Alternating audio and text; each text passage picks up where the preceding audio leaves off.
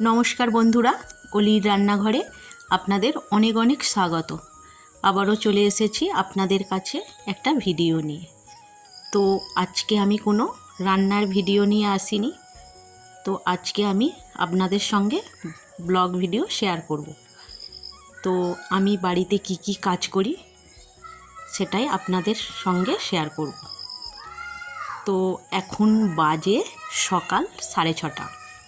তো আপনারা দেখতেই পাচ্ছেন যে রোদ উঠেছে। তো রোজই বৃষ্টি হচ্ছে, তো আজকে খুব সুন্দর রোদ উঠেছে। তো রোদ উঠলে কাজকর্ম করতেও বেশ ভালো লাগে।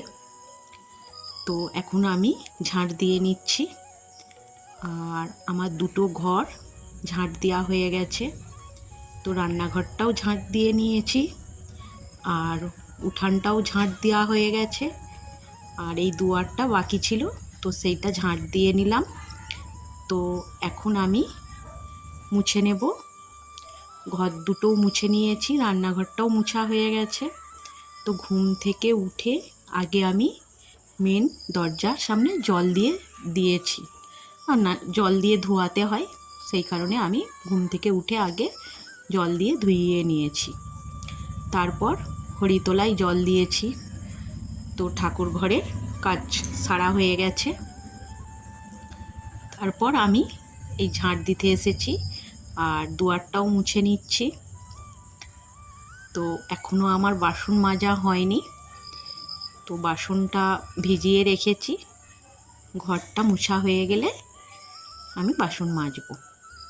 তো আপনাদের সাথে কথা বলতে বলতে আমার দুয়ারটাও মুছা হয়ে গেল, আর বাসনগুলোও মাজা হয়ে গেছে। তো বাসনগুলো জল ঝরিয়ে নিচ্ছি। তো তারপর আমি রান্নাঘরে বাসনগুলো নিয়ে চলে যাব। জলটা আগে ঝরে যাক, তারপর বাসন রাখার যে খাঁচা আছে তার মধ্যে বাসনগুলো রেখে দেব। এরপর আমি ছেলে মেয়েদের টিফিন বানাবো। তো আজকে চানা বানাবো, আর তার বাপি চপ আনতে গেছে। তো চপ আর চানা দিয়ে মুড়ি খাওয়া হবে। তো আপনাদের সাথে কথা বলতে বলতে টিফিনটাও সারা হয়ে গেছে। তো সব কিছু ভিডিওই তো তোলা আর সম্ভব না, তো ভিডিও অনেক বড় হয়ে যাবে, আপনারা দেখতেও চাইবেন না। তো আমি রান্নার ভিডিওই শেয়ার করি, ভাবলাম যে আপনাদের সঙ্গে একটা ব্লগ ভিডিও শেয়ার করি। তো রান্নার ভিডিও করার ঠিক সময়ও পাচ্ছি না, ছেলে মেয়ের পড়াশুনোর চাপে। তো কে ক্যামেরা ধরে দিবে, তো এটাও একটা বড় সমস্যা। ক্যামেরাম্যান থাকলে পারে তাহলে আমি ভিডিওটা ভালোই করতে পারি, ক্যামেরাম্যান না থাকলে কি করে ভিডিও করব বলুন, খুবই অসুবিধা হয়।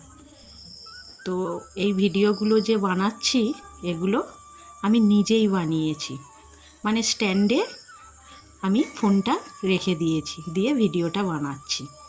তো দুপুরের সবজি কাটাও হয়ে গেল রান্নার। তো দুপুরে বানাবো পটল ভাজা, কাঁচকলা ভাজা, বটবডি আলুর তরকারি, আর সঙ্গে থাকবে চিকেন। তো আমি উনানে রান্না করতে চলে এসেছি। তো আমার ভাতটা হয়ে গেছে, ভাতের ফ্যান ঝাড়তে দিয়ে দিয়েছি, আর চিকেনটা বানিয়ে নিচ্ছি। আলুটা আমার ভাজা হয়ে গেছে। তো তেজপাতা, জিরে, শুকনো লঙ্কা আর এলাচ এগুলো আমি ফোড়ন দিয়েছি। তো এবার আমি পেঁয়াজটা ভেজে নেব মাংসর জন্য। তো এগুলোই আমার রান্না হবে। প্রথমে আমি মাংসটাই বানিয়ে নিচ্ছি। তো বন্ধুরা, সারা দিনের আর তো কাজের শেষ নেই। তো আমি উনানে রান্না করতেই বেশি পছন্দ করি। তো আমার উনানে রান্না করতেই ভালো লাগে, আর রান্নার ভিডিও যে আমি শেয়ার করি সেটা উনানেই বেশি আমি রান্না করেছি। কিন্তু যখন বৃষ্টি হয় তখন তো আর কোনো উপায় নেই, বাধ্য তখন গ্যাসেতে আমি রান্না করি, সেটা আপনাদের কাছে তুলে ধরি। তো ভাবছি যে একটা রান্নাঘর বানাবো, তো তখন রান্নার ভিডিও শেয়ার করব। তো এখন গ্যাসেই রান্না করে সেই ভিডিওই শেয়ার করব। তো বৃষ্টি আসলে পরে খুবই অসুবিধা হয়, দেখতেই পাচ্ছেন চিক ঘেরা আছে। তো আপনাদের সাথে কথা বলতে বলতে আমার রান্নাও হয়ে গেছে। এই যে লাল লাল মাংসর ঝোল বানিয়েছি, মাছের ডিমের টক, পটল ভাজা, বটবডি আলু, কচু বেগুন দিয়ে একটা তরকারি বানিয়েছি। আর কাঁচকলাটা এখনও ভাজা হয়নি, এই যে এখানে ভাত বানিয়ে নিয়েছি। আর কাঁচকলাটা এখনও ভাজা হয়নি, সেটা এখনও সেদ্ধ হচ্ছে। তো টকটা হওয়ার কথা ছিল না, পরে ভাবলাম যে একটু টক বানিয়ে নিই, তাই আবার মাছের ডিমের টক বানিয়েছি। আর এখানে কাঁচকলা